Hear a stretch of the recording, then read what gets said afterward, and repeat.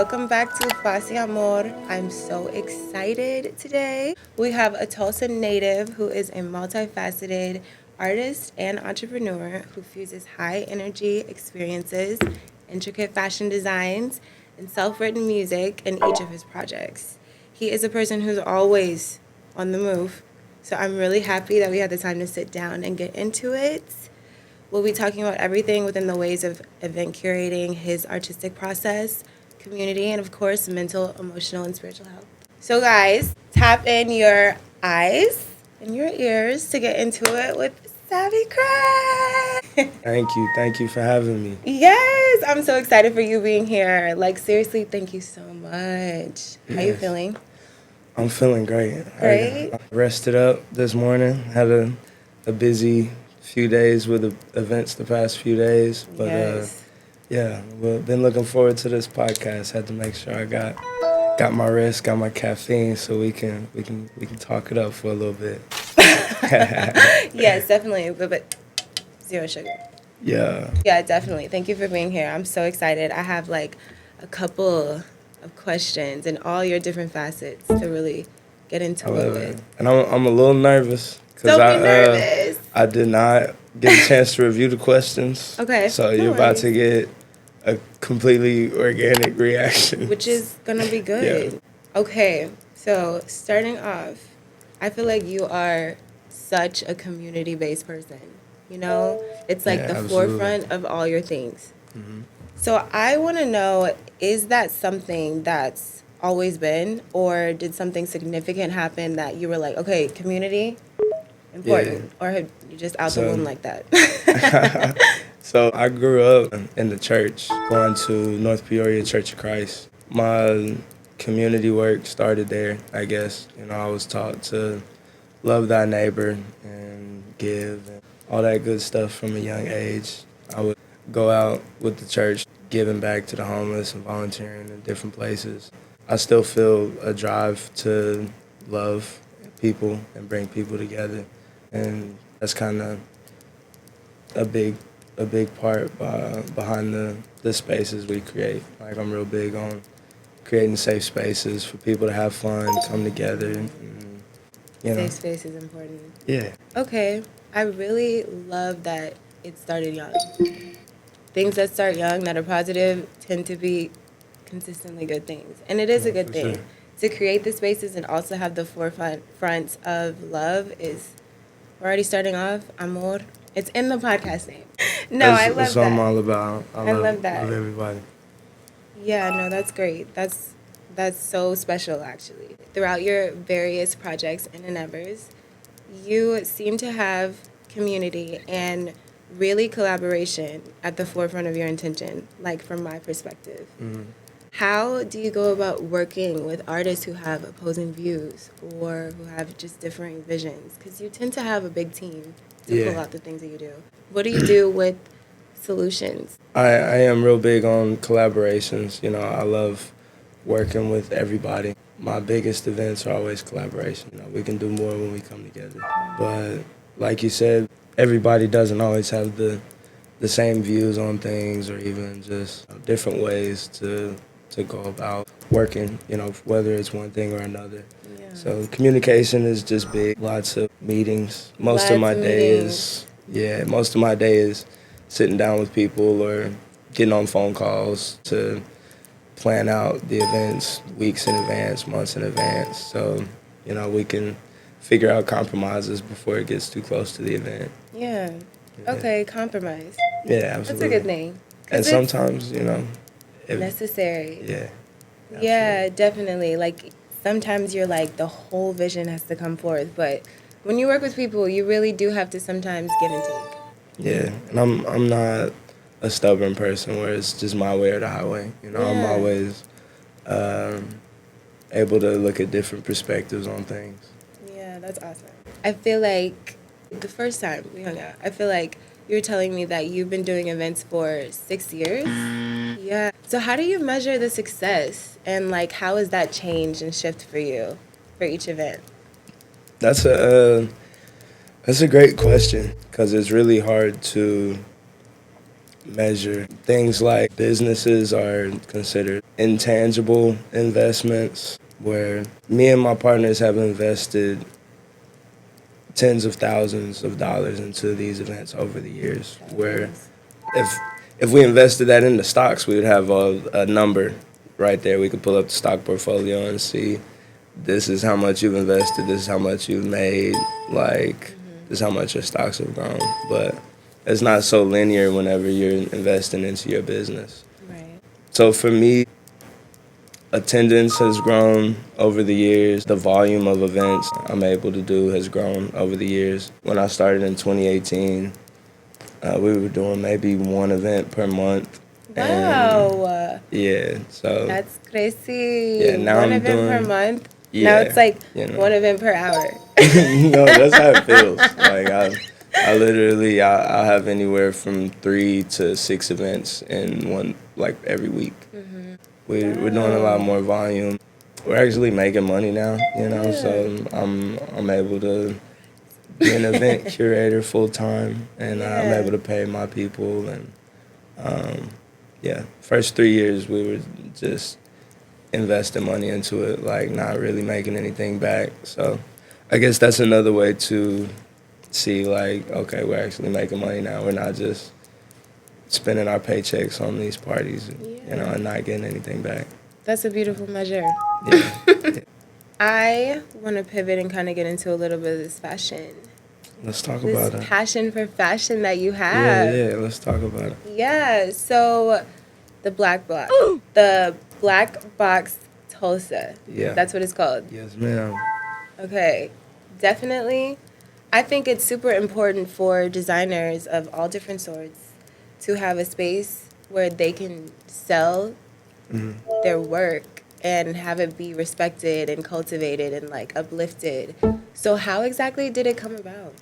So I've met a lot of creatives just through the events that I do. Yeah. I do art shows, fashion shows, and different things where like we'll have vendors come sell their clothes and their art and stuff like that. So I've just met a lot of people through those events over the years, and I felt like they needed a permanent space to be able to sell their stuff. And I like shopping local as well. You know, everything I have on is either my brand or from local designers, you know, except this jacket. I got the Underground Collective shirt on, Black Box, SSJ collab hat. SSJ is another black brand from Tulsa. Shout out. Got the OK Aesthetic shades from Okay, cute. OKC, you know. I love that. Gotta show them the jeans real quick. Hand painted jeans from No Parking Studios. Yeah. So I like shopping local. So, but it's hard for me to like chase people around, and you know I gotta meet you at Quick Trip to buy a T-shirt. Yeah. And like it just there was no easy way. Yeah, like there's no easy way to like sell clothes from your house. You know what I mean? So yeah, that's true. I wanted to provide a space where you as a consumer can come in and see over 30 different Oklahoma-based brands in one place and not just have to chase these people all around, you know? Yeah, no chasing. Yeah, and it makes it easier for them where they can just drop off a box of their clothes, promote it online, and then come back and pick up the money whenever it sells. Yeah. You know, so. And the vibe is so cool. Yeah, thank you. I feel like as an artist, it's like very important to get the physical representation how we want it. You know, it's like we can do that through our fashion. So I love that you really do take the time to cultivate the designers, because really, Tulsa's so talented in the design scene. Oh, yeah.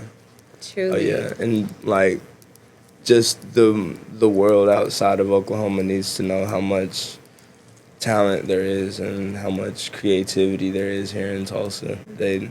When people think of Oklahoma fashion, they probably just think like cowboy boots and tassels and shit, you know. But which is still cool. We still can get down with the Western wear, but we have amazing designers that design everything from eccentric streetwear to party wear, even formal wear. I know a lot of people who make dresses and suits and stuff as well. So yeah, the suits go crazy. Yeah, I love to see like a hand painted or like a hand embellished suit, something like that. So cool. Yeah, a lot of dope stuff being made here. So my goal with that is just to help make it easier to the public and help provide a platform for them.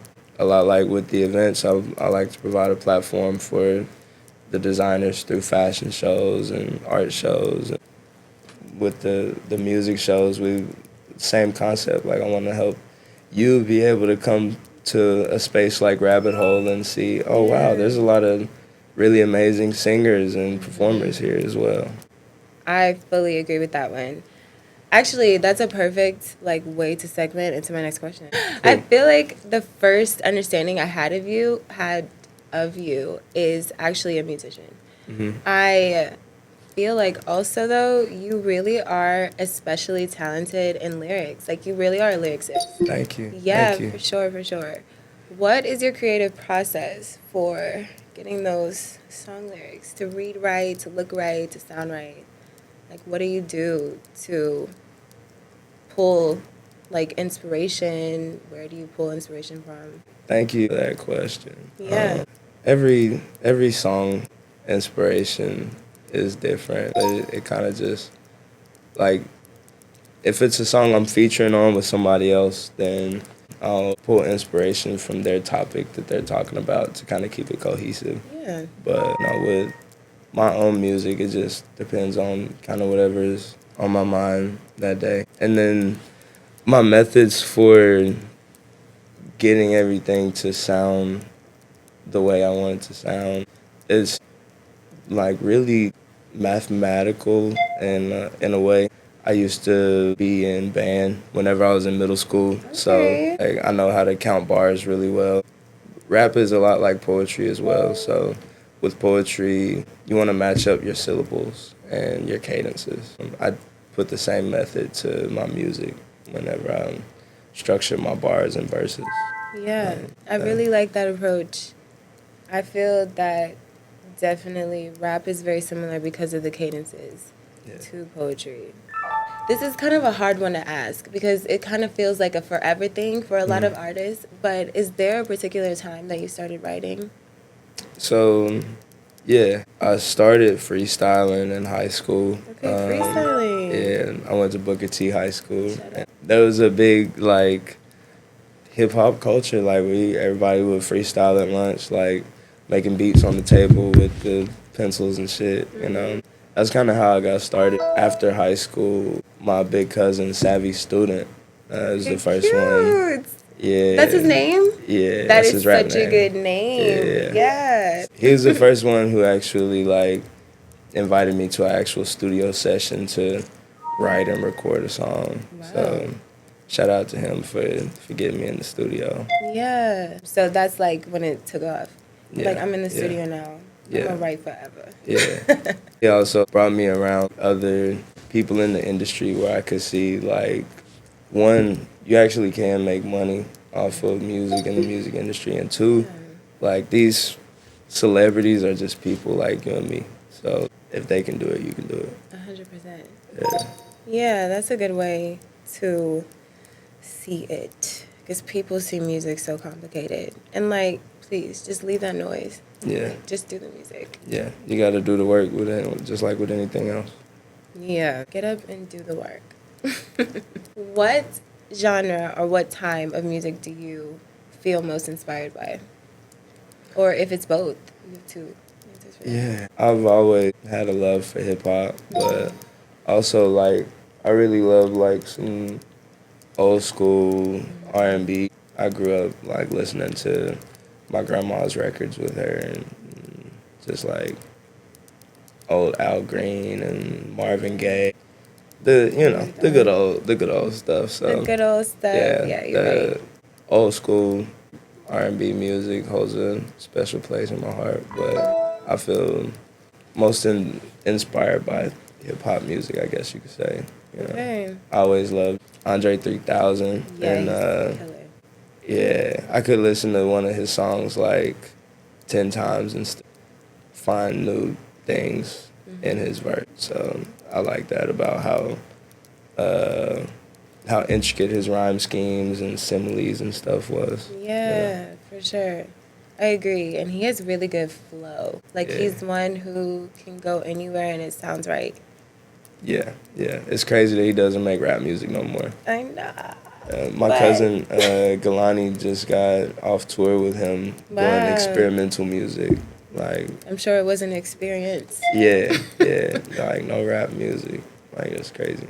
Yeah, that's wild. It is like a big shift Yeah. in direction. But it's also him, so he's bound to make good things. Yeah, you gotta Just sounding a adapt little over different. time. You can't just stay in the same lane forever.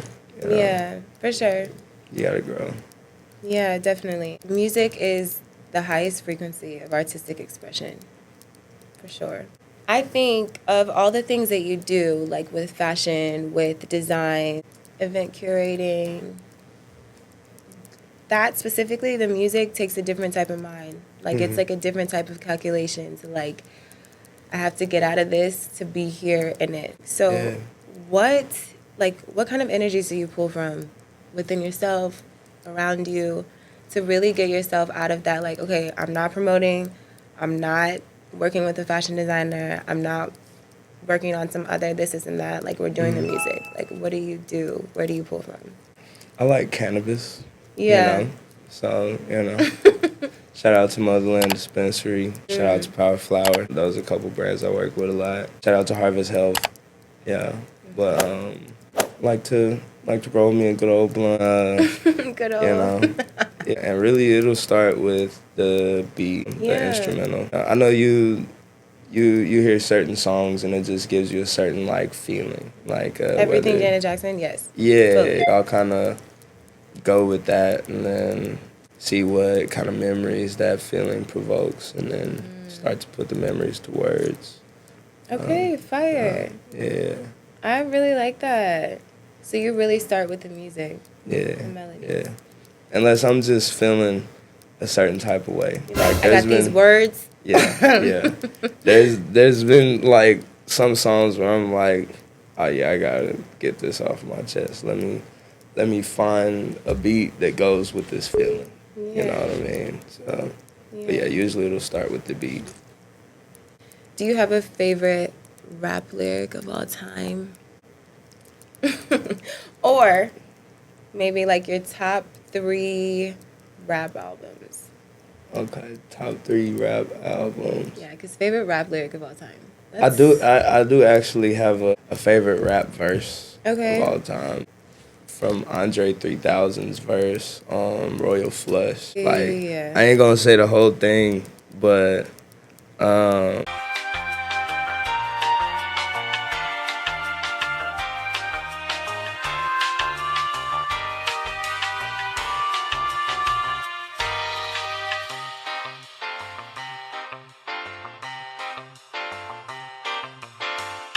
do you A, go to school for heating and air, or do you B, hit the street hard with a flare, dare make an honest living, or make a crooked killing, or do a bit of both until you're holding on to millions? That's like a little snippet from it. He was just basically comparing like, do you do the street shit and ball out, or do you work an honest living and, play the safe route, or do a little bit of both? I love him. I need to listen. Yeah, Royal Flush by Andre 3000. By Andre 3000. Okay, fire. The cool thing about rap is it's like such a cool genre that can compare to end of the spectrum things like the extremists or the lesser end or whatever. Yeah. It's such a cool way that specifically rap does. Do you have anything artistically that you're like never touching that? Or you see yourself, you're like, that's just not something that like I want to dive into? I'm not very interested in. It's not like a creative thing, but a lot of artists ask me to manage them, like manage their artist career, and I'm like, no.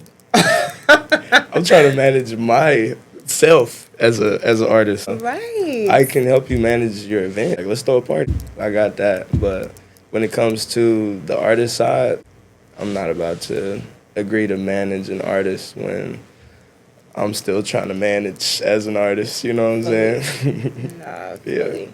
I get that.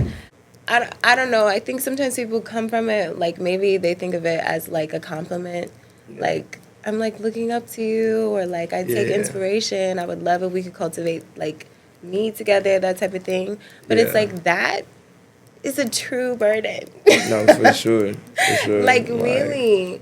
It's like nothing light. Yeah, and I definitely take it as a compliment. Like, I Compliment for appreciate sure. that you believe in me that much. Find somebody who has done it. Yeah. That's my philosophy. Yeah. If I let somebody manage me as an artist, it has to be somebody who has managed other successful artists who have blown up. That's a good theory to have behind that question. Yeah. If I were you, I'd answer that every single time somebody asks me. Yeah. You're right, though. Do you ever feel overwhelmed by managing all the things? Yeah, for sure. Yeah. Yeah. Wow, yeah, Yeah. totally. Whenever I have events, like, I usually work until at least like 2:30, 3 in the morning. So I don't get to sleep till like 4. And then if I want to get 8 hours of sleep, I gotta sleep till noon, right? Right. You know? By the time I wake up at noon, I got like 15 messages, 10 missed calls, 20 Instagram notifications. Yeah. So Lots like going on. waking up to all of that does feel a little overwhelming sometimes. A lot of times won't even look at my phone for like the first hour after I wake up. And Yeah, that's I'll a good rule to have. yeah, I gotta focus on the real world first, feed my dog, get my little morning workout in, take a Yeah. shower, and then, all right, now I can deal with y'all. I fully Not deal feel with that. y'all, but you know what I mean. Fully deal with y'all, okay? No, I feel that. So, keeping all that up, of course, we're not always 100%. Like, we're human beings out here. How do you motivate yourself to continue through? Because you, like you said, you have all these people waiting for you. Oh, yeah. Shit, I'm waiting for me. Yeah. Like, so that's yeah. That's the Like, motivation. I work for myself full time. Like, my main source of income is through the events. I also get booked as a rapper, as a DJ. I get paid from those gigs. I do private event management for different organizations and nonprofits. I do online marketing for events and artists. So these are all different streams of income, as well as I have like some other LLCs that I'm attached to. I don't have anybody to tell me, hey, you gotta be at work today. Where you at? So You really have I to be that gotta, person. I gotta just stay on top of myself and remind myself like, hey, if you don't do this, you're gonna be homeless, buddy. So Yeah. you better get up and get to work.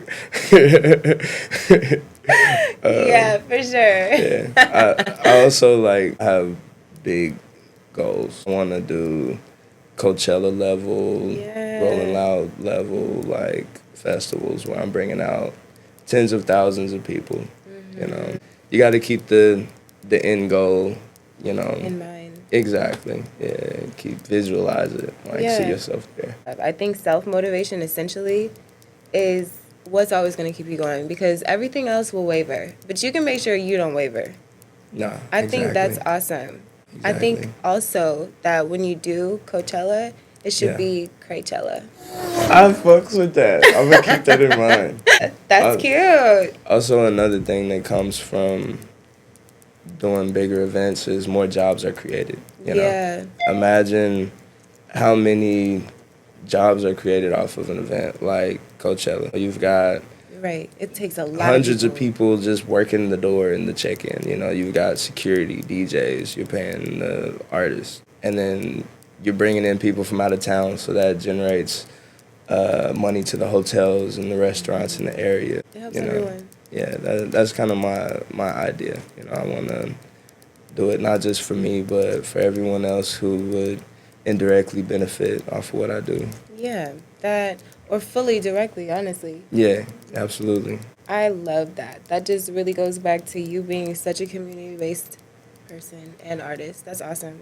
Thank you. All the stuff, all the things constantly going on. Yeah. What does resting look like to you? Like, not maybe like vacation wise, because obviously that's like a designated time out, but like on the day to day in between the mix. My vacations are still work. Yeah. You know, I get a little bit of rest, but I feel like it takes a lot of mental strength to rest. Yeah. Because it's the mind that can't sleep. Our bodies are like, I can peace out right now if you really just let me. Yeah. But our minds are like, takes time to really just, all right, this is it. So Yeah. how do you do that? Do you do that? Yeah. For me, like, I really don't have a problem like getting to sleep and staying asleep. It's just finding time to sleep is the problem for me. I feel like I don't have enough hours in the day already. So sometimes I might only get like 3 or 4 hours of sleep, and then I gotta get right back up and get back to it. I got meetings in the morning or something else I gotta do. You know, I still got family to take care of, and you know, even aside from business. Yeah, I don't really have a problem sleeping. I love sleeping. I can sleep Forever. Yeah. It's really just making sure that I schedule enough time for me to sleep. I have to literally schedule it. I got to make sure I don't schedule anything before noon ever. That's a good way to think of it. Yeah. Taking designated times. Absolutely nothing here. Yeah. Yeah. Good. Yeah. It doesn't always work. Like, there's still some times where, like, I have to have a meeting at 9 because it's with some corporate people who have to have the meeting at 9. Yeah, so it's like, all right, let me splash some cold water on my face and drink an energy drink. Let's get it, you know. Yeah, I totally feel that. I ice my face every morning to wake me up. Cold water too. It's a good one for sure. Diving into the whole world, because I really have questions about this. Really. Talk to me. You guys throw these after parties. The afters. So cute, actually. I really love that. Yeah. But they are extended parties through the night. Absolutely. Like till 4 a.m. Sometimes 5 and 6. Sometimes 5 and 6. Yeah. Do you think about how that affects you? Physically, one. Yeah. But also mentally. Yeah. Absolutely. I am not a night owl. Like I said, I have no problem sleeping. But some people do, you know? Like, I've been doing events for 6 years. I really just started doing after parties earlier this year. Yeah, it is new. Yeah. Shout out to JR from Cosmic Connections. He's the one who, like, really, like, started to push the after party culture, in my opinion. And he was one of the first ones to work with the Underground Collective on some after parties. We still work together, but I do my thing and he does his thing. Back to the way that it affects the mental, I noticed, like, over the years, people are always, like, after the event ends, whether it ends at midnight or 2 a.m., people are always like, what's next? Where are you going after this? Right, that is true. And a lot of times people will end up going to, like, some sketchy spot or somebody's house. Yeah. And it's not safe. And something happens. Or not even something happens, but it's just like... No, you're it's totally not a safe environment. So if I'm curating the environment for the after spot, I can make sure it's safe. I can make sure there's armed security. We checking bags. And we checking IDs. There's no underage people in here. If anybody's being weird, security's kicking them out. Like, what you gonna do if you throw a party at your house and somebody's being weird? Like, you're not about to kick them out. Like, you gotta ask one of your homies to kick them out now. We pay security to be there, and we have, like, our community. So we're watching out for each other. Like, if I see you looking uncomfortable, I'm gonna come check on you. Right. And, like, we foster that environment. Do I think it's healthy to stay up all night every night? Absolutely not. But For the if you're people gonna who go to an are. after party, like, would you rather go to someone's house with like no security or regulation, or would you rather go to a venue where it's curated by the Underground Collective, reputable event management company, and you know you're gonna be safe? Fully. Yeah. Honestly, not a perspective I looked at. And I really do like that one. Yeah. Sorry for the extended answer. No, thank you for but the extended answer. yeah. Honestly, really, that really does shift me because, I mean, like, I love to dance. It's like Yeah. my favorite thing in the world. Yeah. I'm like, can dance forever. Like, as long as the music's on, like, I'm gonna be dancing.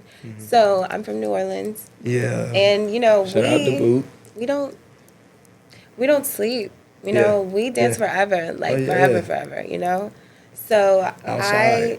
outside, right. Yeah. And so, like, a lot of the times in New Orleans, it would be like, where are we going next? And it would be like whoever's house. Yeah. And my friends Yeah. and I would be like, are we going to that house? Like, we have to weigh it out, Yeah, you pull up and it look like the scene from a scary movie. Okay. And it's like, who's going in there? I feel you on that. I really like the idea of, like, yes, people are going to go out. People are going to stay up, like, no matter what. Maybe it's not the healthiest thing, but at least they have a space where they won't be dealing with anything that they have to weigh out. Yeah, exactly. Yeah. I can literally, in my head right now, I'm like, girl, I can't believe you went to those 2 parties that one time. Those 2 times. Yeah, at least, if nothing else, like, we wanting people at the door, so you ain't gonna get shot in there or stabbed. Like, you're safe. You really did shift me with that one. Let me respond back to this text real quick. Do your thing. Okay. Thank you so much for that little brief pause. Do appreciate you. Absolutely. Honestly, seriously, like, what a good way to end, because that really gives me something to really deep dive in my thoughts about, because that honestly is a really healthy perspective to have. Because, like, sometimes when I'm watching your story, I'm like, when has he slept? Because I'm empathetic. Like, is he okay? Have they slept? What's that whole thing. So, but honestly, the idea of, like, I know at the very least everyone's okay. Yeah. Everyone's in a safe space. Maybe we'll just, like, cultivate a group nap. Yeah, no, I love that. I love that. And whenever people are leaving, it's always, make sure you get home safe. Make sure you get some rest. Yeah. If I see anybody who look like they don't need to be driving, we make sure they leaving in an Uber or riding with somebody. I'm all about cultivating safe spaces.